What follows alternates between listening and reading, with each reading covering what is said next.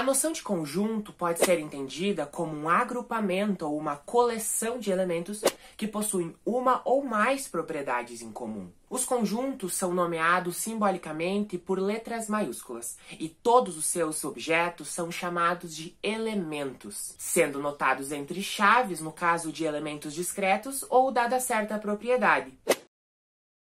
Elemento discreto é todo elemento que pode ser contado, ou seja, associado a um número natural. São exemplos de conjuntos: o conjunto das vogais V, o conjunto dos naipes de um baralho N, o conjunto dos números primos P, o conjunto dos divisores naturais de 12 D, o conjunto dos múltiplos naturais de 5 M. Existe também a possibilidade de um conjunto ser elemento de outro conjunto. Se tomarmos o conjunto de todas as 32 seleções que disputaram a Copa do Mundo de 2018, por exemplo, cada uma delas é por si só um conjunto de jogadores. Ou seja, o conjunto das seleções é um conjunto de conjuntos de jogadores. Um conjunto pode ser finito ou infinito. Se nos basearmos nos exemplos anteriores, podemos constatar que P e M são conjuntos infinitos, pois possuem um número ilimitado de elementos.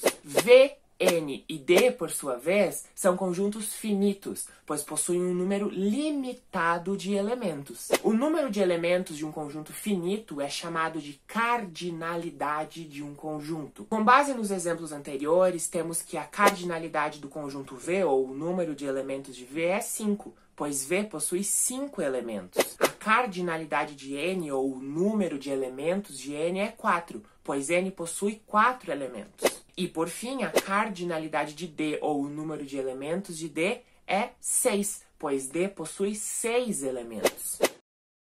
Existem 3 maneiras de se representar um conjunto: pela listagem de seus elementos, pela propriedade comum a seus elementos ou por meio de um diagrama de Euler-Venn. Utilizemos o conjunto dos números naturais menores ou iguais a 5 para exemplificar. Vamos chamá-lo de A. Podemos representá-lo listando seus elementos, pois os seus elementos são discretos. Podemos também fazê-lo por meio de uma propriedade que o define. Os elementos de A são x, tal que x é um número natural menor ou igual a 5. Lembrando-se sempre que a linguagem simbólica é sempre mais válida de ser utilizada na matemática. Por fim, podemos representar o conjunto A por meio de um diagrama de Venn. É importante ressaltar que, para representar conjuntos infinitos, nem sempre a listagem de seus elementos ou um diagrama de Venn vão ser efetivos. Por isso, a gente preza sempre pelo uso das propriedades. Ainda utilizando o conjunto A como exemplo, podemos afirmar que a cardinalidade de A é 6, porque A possui 6 elementos. Não somente isso, mas como o número 1 é elemento do conjunto A, podemos dizer que o 1 pertence a A. Do mesmo modo, 7 não pertence a esse conjunto porque ele não é elemento dele. Escrevemos que 1 pertence a A e 7 não pertence a A, onde pertence e não pertence são os símbolos usados para indicar que um elemento pertence ou não pertence a um conjunto. Definimos agora um conjunto B, dos números primos pares, e retomamos o conjunto D, dos divisores de 12. Percebe-se que a cardinalidade de B é 1, porque 1 só tem um elemento. Quando um conjunto possui apenas um único elemento, dizemos que ele é um conjunto unitário. Assim, o conjunto B é um conjunto unitário. É possível perceber, considerando todos os exemplos, que todo elemento do conjunto B é também elemento do conjunto A, ou ainda que o conjunto B está contido no conjunto A, ou que o conjunto A contém o conjunto B. Escrevemos que B está contido em A, ou A contém B, onde estes são os símbolos usados para indicar, respectivamente, que um conjunto está contido em outro conjunto, ou vice-versa, que um conjunto contém um outro conjunto. Mais do que isso, dizemos que, por estar contido em A, B é um subconjunto de A. Um conjunto Y qualquer será subconjunto de um conjunto X qualquer se todo elemento de Y também for elemento de X. A recíproca, no entanto, nem sempre é verdadeira. Recíproca é a contrapartida. A mesma ideia, mas vinda do sentido oposto. No caso dos nossos exemplos, A não é um subconjunto de B, porque existem elementos de A que não são elementos de B. Quando, por acaso, essa recíproca ocorre, ou seja, Y é subconjunto de X e também X é subconjunto de Y, dizemos que os conjuntos são iguais, ou seja, X igual a Y, pois todo elemento de Y é elemento de X e todo elemento de X também é elemento de Y. Se tomarmos X igual a 1, 2, 3 e Y igual a 3, 2, 1, é fácil observar que X é igual a Y. A ordem em que os elementos estão notados nesses conjuntos não é relevante. Agora, se dois conjuntos não forem iguais, eles são, por consequência disso, diferentes. Por outro lado, percebemos que nem todo elemento do conjunto D, definido antes, é elemento do conjunto A. Ou seja, o conjunto D não está contido no conjunto A, ou ainda, o conjunto A não contém o conjunto D.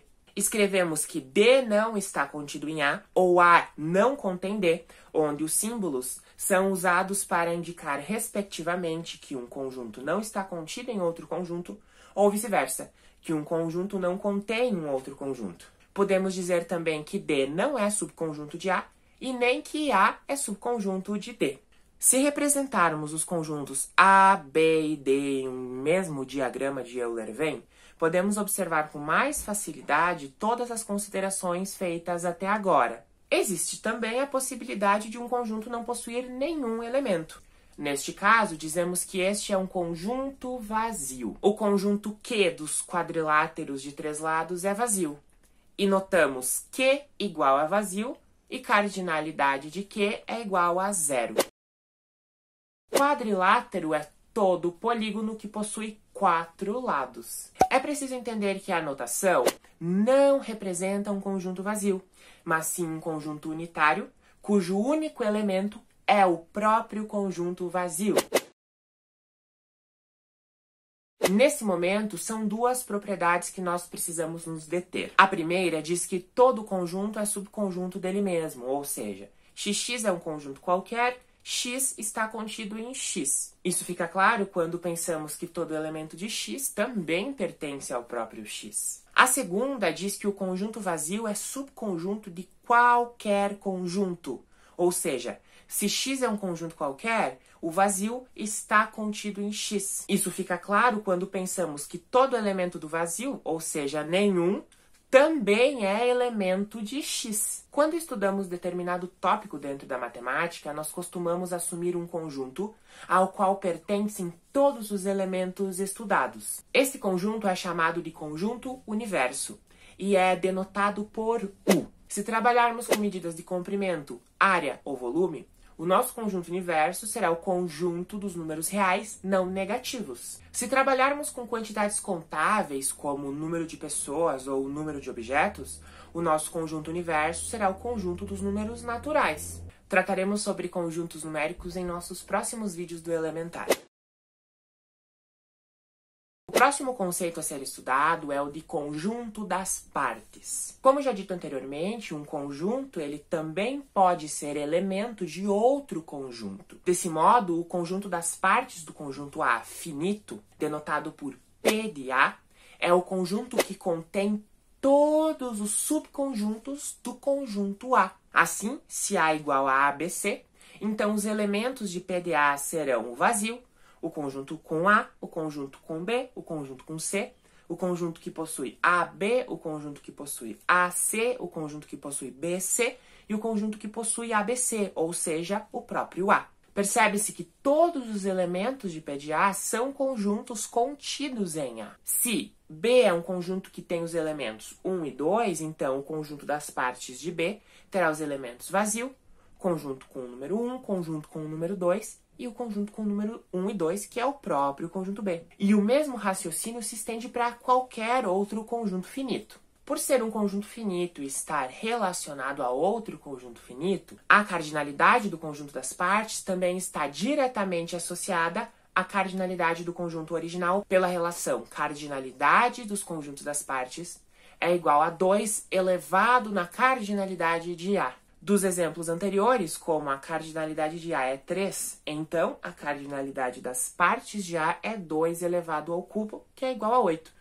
E como a cardinalidade de B é 2, então a cardinalidade das partes de B é igual a 2 ao quadrado, igual a 4. É possível ainda definir operações sobre os conjuntos, de modo a interferir e modificar os seus elementos, obtendo-se novos conjuntos contidos ou não nos conjuntos originais. Parte da teoria dos conjuntos consiste em compreender essas operações que associam a dois conjuntos quaisquer um terceiro conjunto. Com base nas noções estruturantes estabelecidas até esse ponto do vídeo, estabelecem-se 4 operações básicas entre conjuntos: a união entre conjuntos, a intersecção entre conjuntos, a diferença entre conjuntos e o produto cartesiano.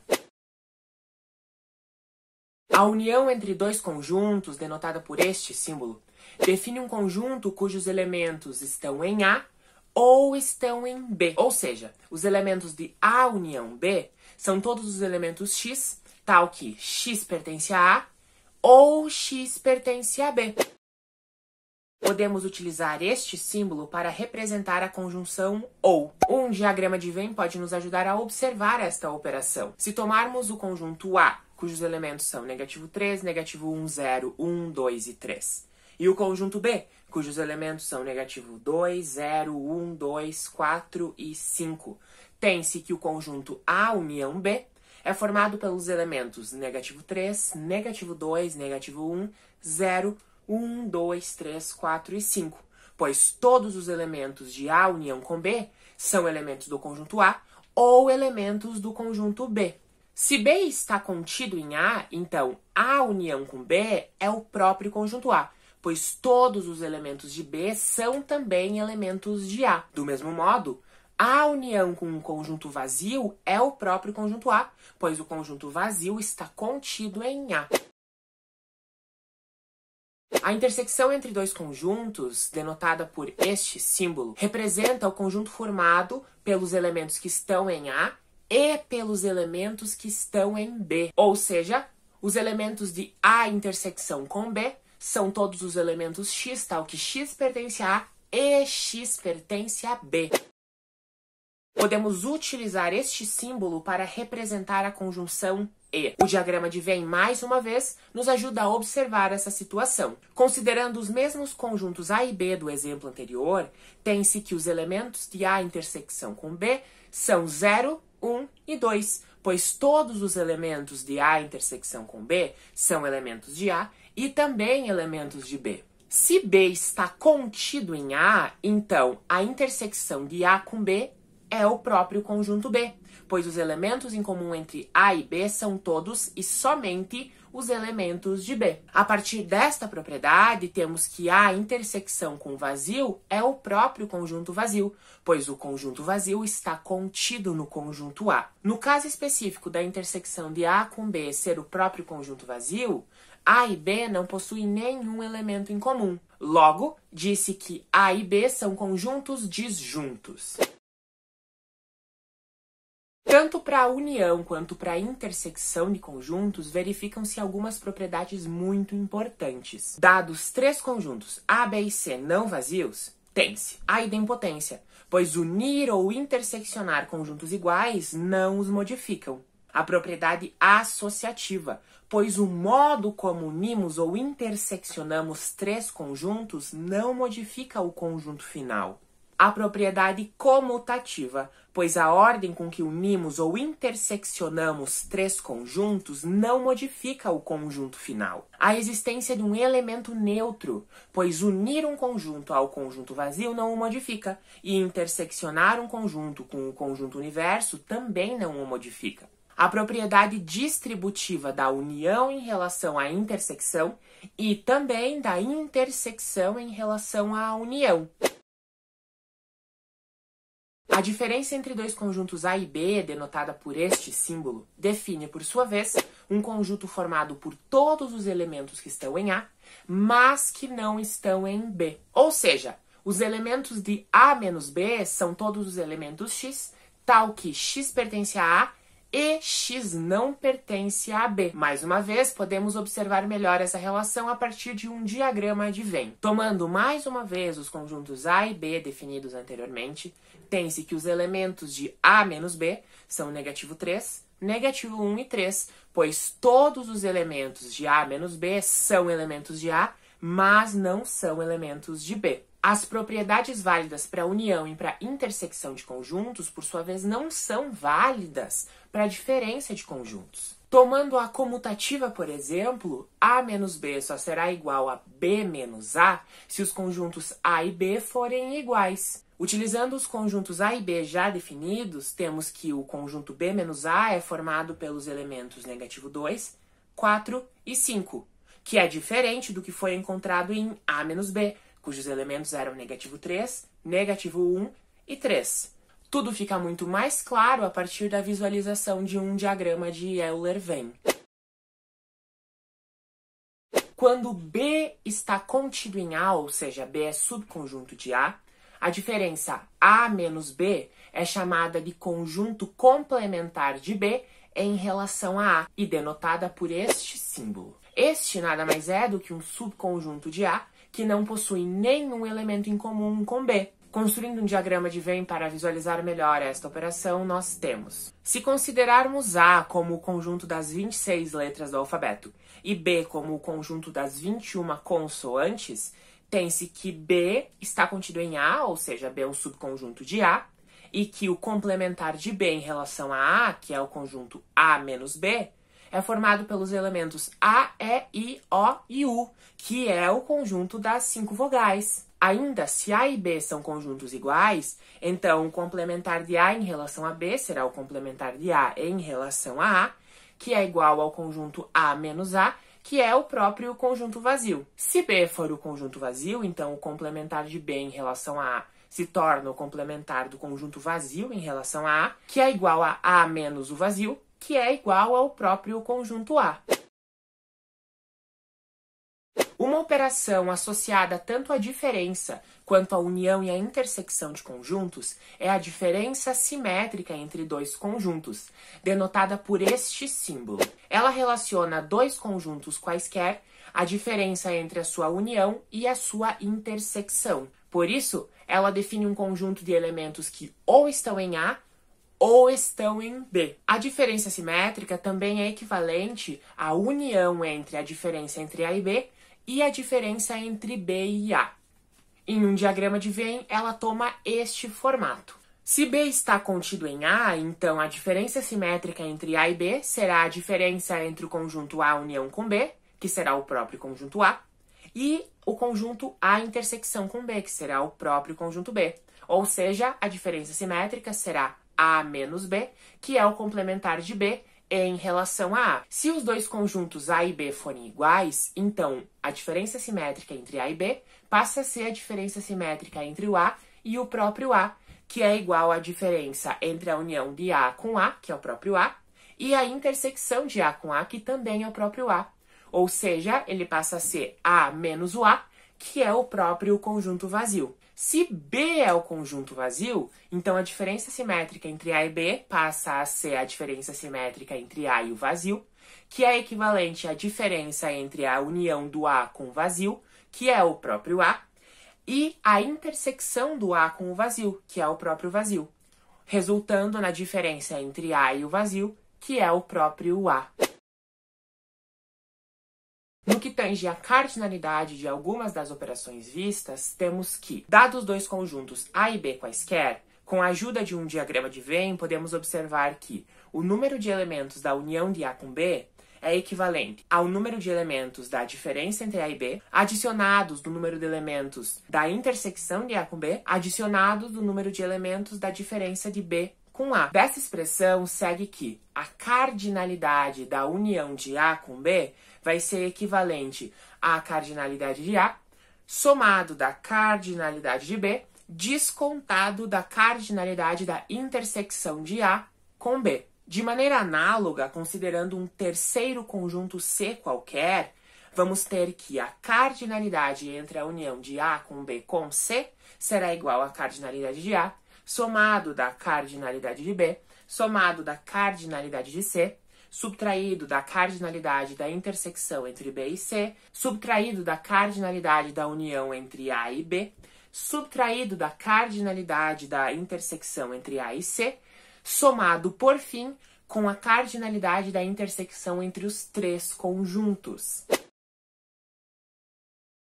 Por fim, o produto cartesiano entre dois conjuntos A e B, denotado por este símbolo, determina um conjunto de pares ordenados, onde o primeiro termo é um elemento de A e o segundo termo é um elemento de B. Ou seja, os elementos do produto cartesiano A vezes B são os pares ordenados x, y, tal que x pertence a A e y pertence a B. O produto cartesiano A vezes B só será comutativo se A e B forem conjuntos iguais. Como exemplo, tomemos A, o conjunto dos 13 elementos do baralho tradicional francês, e B, o conjunto dos 4 naipes.